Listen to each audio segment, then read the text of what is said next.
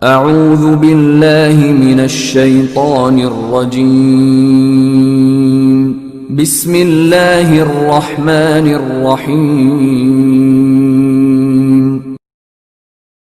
دنیاوی باتیں۔ نبی کریم صلی اللہ علیہ وآلہ وسلم نے ارشاد فرمایا، ان قریب آخر زمانہ میں ایسے لوگ ہوں گے جن کی باتیں مسجدوں میں ہوا کریں گی، اللہ تعالیٰ کو ان لوگوں کے کچھ پرواہ نہ ہوگی، یعنی ان سے خوش نہ ہوگا۔